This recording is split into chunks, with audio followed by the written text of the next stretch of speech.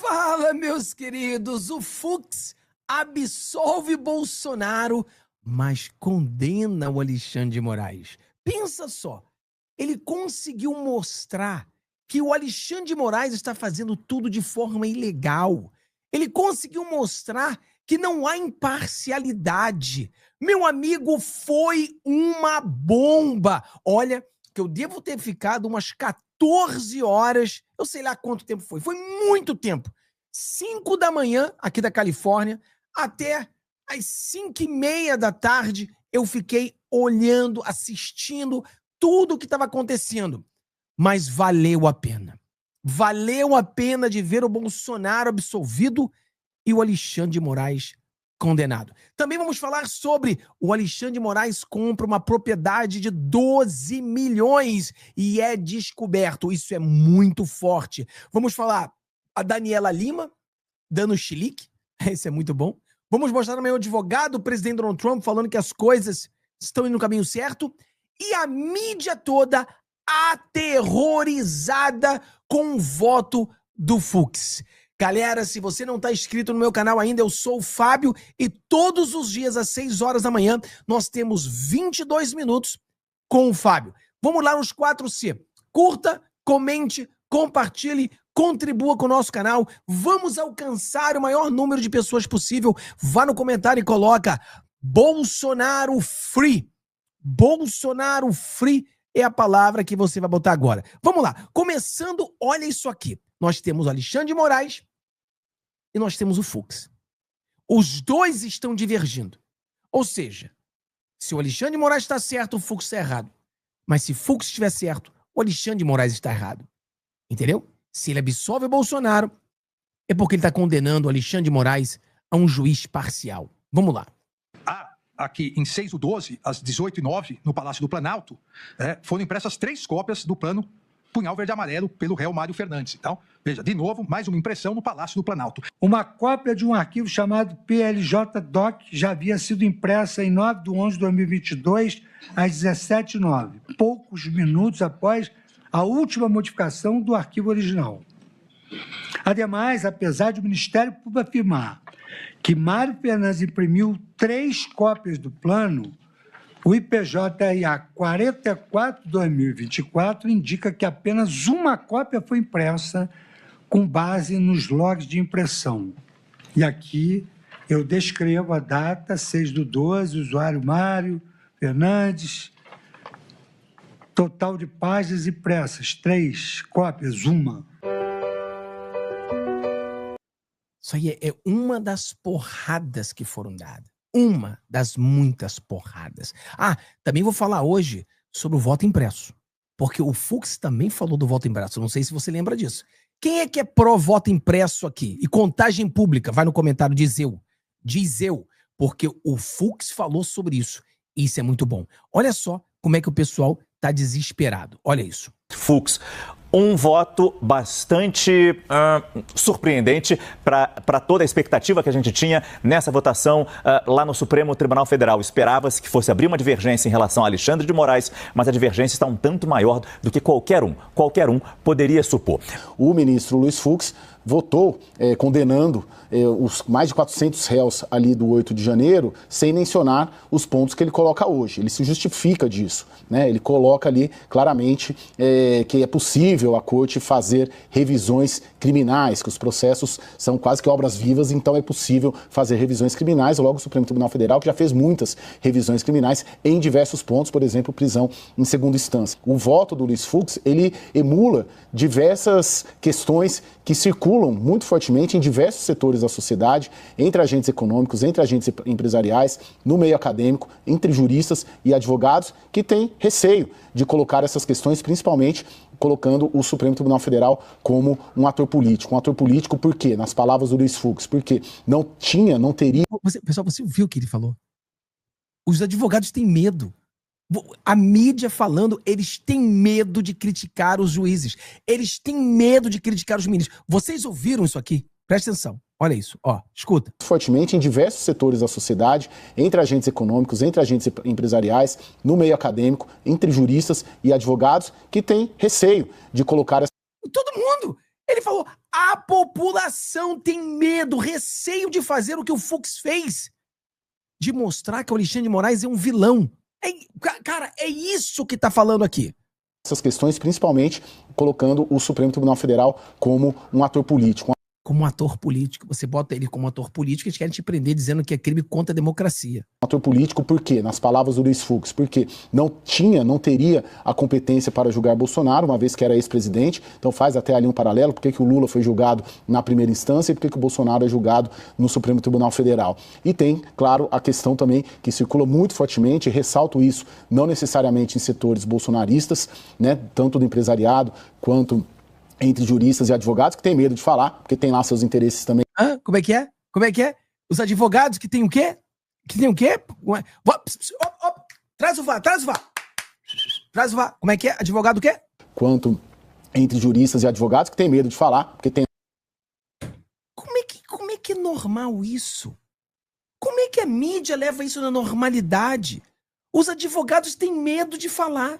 Lá seus interesses também no Supremo Tribunal Federal, de que o ministro Alexandre de Moraes, ele agiu ao longo de todo esse processo como julgador, como juiz, como acusador e como vítima também. Então ele traz essas questões que circulam em setores significativos da sociedade, de novo, não necessariamente bolsonaristas, e coloca isso dentro de uma construção, colocando ali, principalmente no voto em relação ao ex-presidente Jair Bolsonaro, uma técnica jurídica e sustentando aquilo por meio de pontos jurídicos. Por isso que eu digo que é um voto que ele vai permanecer. Ele vai acabar aqui daqui a 1, 2 horas, né, Márcio? Mas ele vai permanecer por muito tempo.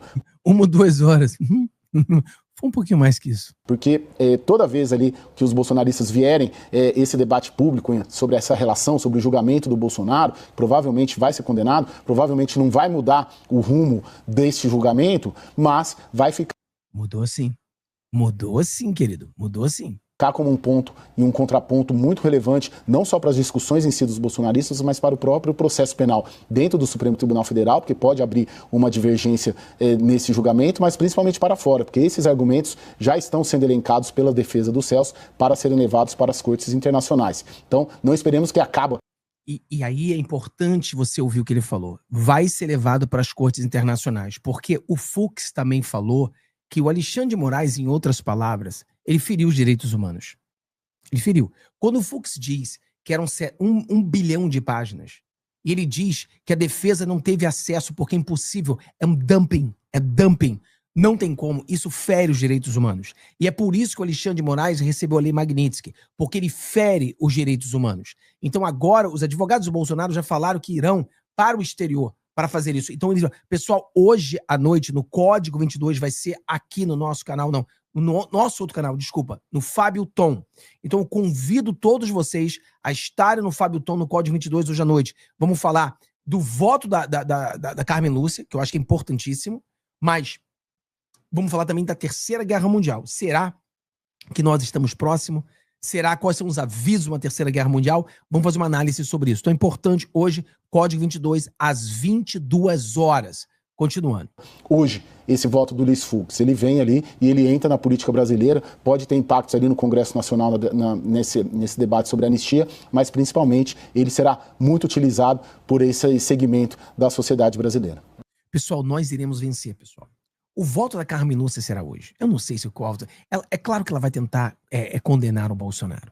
Para eles dizerem que a mulher condenou o Bolsonaro queria dar um golpe, uma mulher. Pessoal, não saia do foco. Nós iremos virar esse jogo. Não saia do foco. Nós sabíamos como que o Alexandre de Moraes ia votar.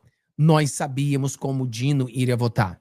Nós não sabíamos quando o Fux iria votar. Muitas pessoas acreditavam que ele ia votar como votou, outras pessoas achavam que ele não ia votar assim. Eu achava que ia ter uma divergência, mas não tão grande assim. Mas todo mundo sabe como é que a Carmen Lúcia vai votar. Então não entre em desespero.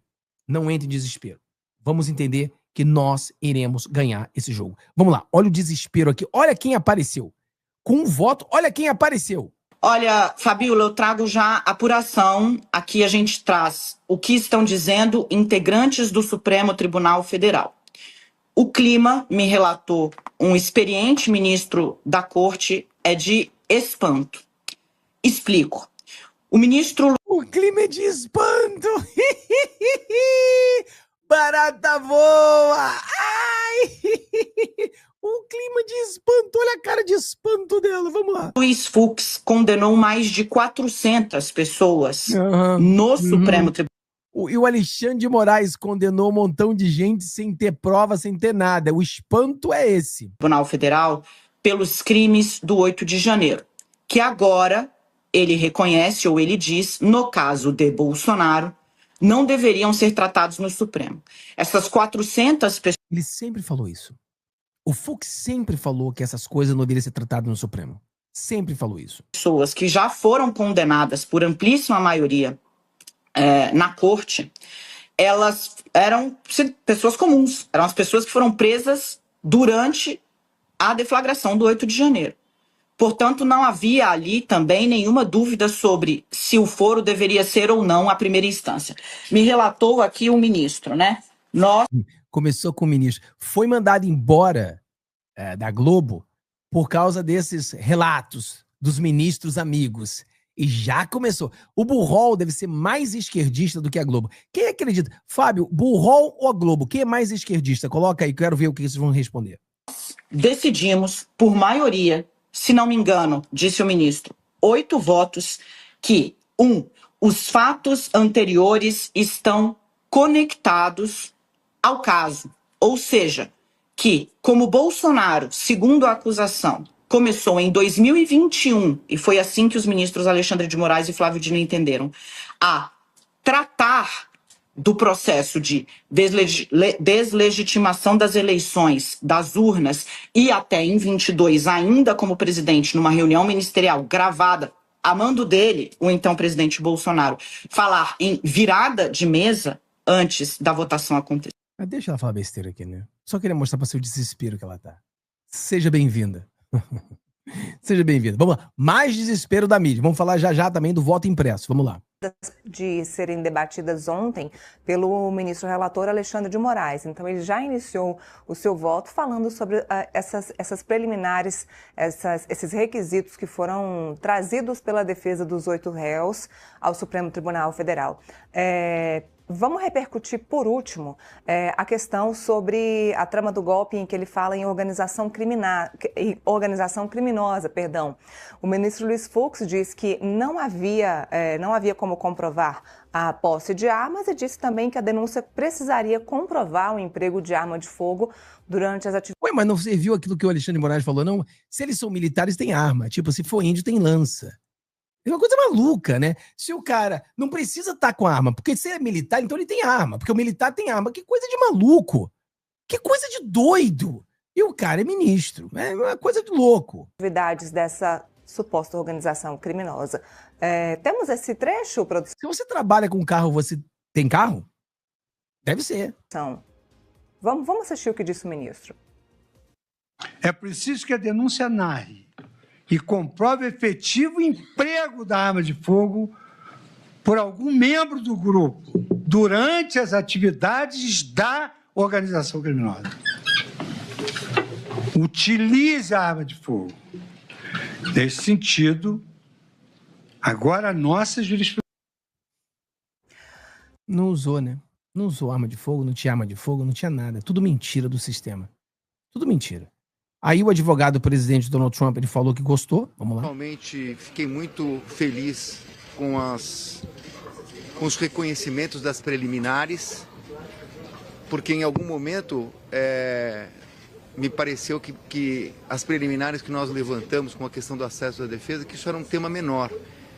E o ministro Fux hoje trouxe a questão do acesso aos documentos como uma questão fundamental e como uma questão pacificada pela jurisprudência do Supremo Tribunal Federal. E, para além disso, nós também sustentamos a tese de que aquelas reuniões que o ministro detalhou de uma forma exaustiva, se pudesse prevalecer a tese que está na denúncia, seriam meros atos preparatórios. Então, acho que foi um voto técnico que deu procedência à tese da defesa e à improcedência da tese da acusação. É o que aconteceu, onde o Alexandre de Moraes foi o condenado e o Bolsonaro foi absolvido. Vamos lá, mais um escândalo. Isso é uma bomba. Vamos lá. Sobre essa matéria que você acabou de soltar, sobre a compra dessa casa do ministro Alexandre de Moraes. Olá, Neila, boa tarde a você, boa tarde a todos que acompanham aqui a transmissão do Metrópolis. Essa é uma apuração exclusiva minha na coluna. Você não tem medo de ser preso não, garoto? Cuidado, hein? Ele vai dizer que a casa dele não é dele. E lembrando que o Alexandre de Moraes, ele faz o quê? 40 mil reais por mês. Depois dos impostos, talvez uns 27 mil, sobra na mão dele 30 mil. Comprou uma casa de 12 milhões. No Metrópolis, a família do ministro Alexandre de Moraes comprou há menos de 15 dias, aí, véspera do julgamento de Jair Bolsonaro no STF, comprou uma mansão de 725 metros quadrados. É tipo, ele não vai poder viajar porque sofreu a Magnitsky, ele não vai poder ir pra lugar nenhum, ele não vai poder andar na rua. Então ele comprou um palácio pra ficar preso dentro do seu palácio. É isso que ele fez. metros quadrados no Lago Sul, que é um dos bairros mais caros de Brasília e, quiçá, do Brasil. Essa mansão ela foi comprada por um instituto, o Lex, que é um instituto que O Instituto Lex, que o Trump descobriu. Pertence à advogada Viviane Barsi de Moraes, esposa do ministro Alexandre de Moraes. Além dela, são sócios desse instituto os 3 filhos do casal, 2 meninas e um menino. Eles compraram essa casa ali no final de agosto. A própria Viviane veio até Brasília para assinar a escritura da compra dessa casa. A casa foi 12 milhões de reais e foi paga à vista, ou seja... 12 milhões de reais à vista.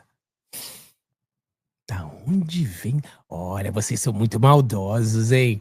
Poxa, se Jesus levantou o pão e peixe e multiplicou o pão e o peixe, por que o Alexandre de Moraes não pode multiplicar o dinheiro? Ah, vocês são muito maldosos. Sem financiamento. Né? Eles pagaram esses 12 milhões de 2 formas. Primeiro, eles deram um sinal ali de 6 milhões de reais e no dia da assinatura da escritura, eles pagaram o resto, os outros 6. Caraca, mano. Lembra quando eles falavam que o Bolsonaro comprou casa em dinheiro? Tudo mentira. Agora isso aqui é verdade. 6 milhões mais 6 milhões. Tudo normal. Milhões. Além dos 12 milhões, o casal, a família Moraes, desembolsou outros 240 mil reais, equivalentes ao ITBI, que é aquele imposto que a gente paga quando compra um imóvel. O ITBI é 2% do valor do imóvel. Por 240 mil só desse imposto. Isso, 240 mil reais. Ela foi comprada, essa casa, de uma construtora aqui de Brasília. Essa construtora, explicando para quem está nos assistindo, ela tinha comprado o imóvel em 2020. Na época, esse imóvel tinha 320 metros quadrados. E aí o que aconteceu? O que é comum aqui em Brasília, a construtora comprou aquela casa de 320 metros, demoliu e construiu uma nova casa de 725 metros quadrados, que foi comprada pela família do ministro Alexandre de Moraes à vista. Lembrando que o ministro Alexandre de Moraes, como ministro do Supremo, ele recebe um salário bruto mensal de 46,3 mil reais. Já a Viviane, esposa dele, ela é sócia de um escritório de advocacia aqui em Brasília, né? O Barsi de Moraes, então tem uma renda. Além desse apartamento, antes de comprar essa casa aqui em Brasília, no Lago Sul, eles moravam num apartamento funcional do STF, lá na Asa Sul. 46 mil reais, comprou uma casa de 12 milhões. Meu amigo. Vamos lá, vamos falar um pouco sobre o voto impresso e contagem pública que você fala, porque o Fux falou sobre isso, muitas pessoas não perceberam. Mas vamos botar aqui um vídeo do nosso querido aqui. Um ponto relevantíssimo que o ministro Fux acabou de dizer no seu voto. O Felipe Barros tem feito um bom trabalho, né? Um excelente trabalho. Vamos lá. Um ponto relevantíssimo que o ministro Fux acabou de dizer no seu voto, ele já tinha dito isso outras vezes ao longo da leitura do seu voto no dia de hoje, que é sobre a discussão do voto impresso e da contagem pública de votos. Vocês sabem que eu fui o relator dessa matéria em 2021, sou um defensor eterno do voto impresso com a contagem pública de votos, mas esse assunto ao longo dos últimos anos tem sido tratado como um tabu, como se fosse um crime. Você não pode discutir a contagem pública, o voto impresso, melhorias do nosso sistema eleitoral, que você é tratado como um criminoso. O ministro Fux tem desmontado essa narrativa, tem dito que é natural essa discussão. O próprio Supremo já fez essa discussão outras vezes, o Congresso Nacional várias vezes. Eu, particularmente, acho que é fundamental para a democracia brasileira nós implementarmos o voto impresso com a contagem pública, portanto, isso não é crime, nas palavras do próprio ministro Fux, e eu já fiz um desafio e deixo esse desafio aqui feito mais uma vez. Desafio qualquer um que seja contra o voto impresso e a contagem pública a vir debater comigo. Até agora, não apareceu ninguém. Vamos ver se agora aparece alguém para vir debater comigo. Mas não tem como debater. Não tem como debater. Fica essa babaquice que a gente não pode falar de voto impresso, não pode falar de contagem pública. Por que não? Aqui nos Estados Unidos, você vota você não vota... Aqui onde eu moro, por exemplo, você não vota em urna eletrônica. você vota em cédula. Qual o problema? Se as pessoas têm dúvidas, se as pessoas querem questionar, qual o problema da pessoa? Isso foi excelente do Fux. Porque o Fux falou isso, não é errado a pessoa questionar. Não é errado a pessoa perguntar. Por quê? Por que é errado? Tá perguntando. Não tem nada de errado perguntar. Qual o problema? Criaram um tabu. Que coisa maluca. Que país é esse que você não pode questionar as urnas eletrônicas? As pessoas estão com medo. Isso é feito de quê? Tecnologia alienígena? Impenetrável? Ninguém pode perguntar, ninguém pode questionar? Então eu achei muito legal a parte do Fux, que ele falou sobre isso, falou que isso é besteira, mostrou que isso não é contra a lei, isso não é ilegal. O Bolsonaro sempre questionou e tem direito de questionar. Isso não quer dizer nada. Ah, mas o Bolsonaro estava questionando. O Bolsonaro questiona isso há 20, 30 anos que o Bolsonaro faz isso. Não é de hoje. Não queria também inventar história. Não é coisa mais maluco. A realidade é essa. Bolsonaro absolvido e Moraes condenado. Essa é a realidade que nós vimos. Pressão dos Estados Unidos. Os aliados do presidente Donald Trump estão seguindo isso aí e falaram bastante sobre isso ontem. Iriam falar mais. Mas você sabe que aqui nós perdemos um guerreiro. Não sei, pessoal, é muito triste o dia de ontem para nós. Porque é tipo você, policial. Você sabe que aqui no nosso canal a gente tem o maior respeito pelo policial, o maior respeito pelos militares. Você é um dos nossos, vocês são guerreiros, vocês são os nossos heróis. E quando o policial morre, não importa se ele é da sua cidade ou não, é um dos seus que morre. E quando um influenciador morre, um conservador morre, um youtuber conservador morre, é um dos nossos. E nós perdemos um grande ontem. E vocês viram, eu fiz um vídeo lá no Fábio Tom, depois você assiste lá, a gente falou tudo sobre isso. Então foi um dia triste. E por isso não teve tanta repercussão assim com o voto do Fux. Mas hoje nós teremos mais repercussão, tá bom? Então Deus abençoe todos vocês, tenham um dia maravilhoso. Vejo você no Fábio Tom, no Código 22, às 22 horas. Vamos falar sobre o voto da Carmen Lúcia e vamos falar sobre a Terceira Guerra Mundial. Vejo vocês hoje à noite. Um abração, tchau, tchau.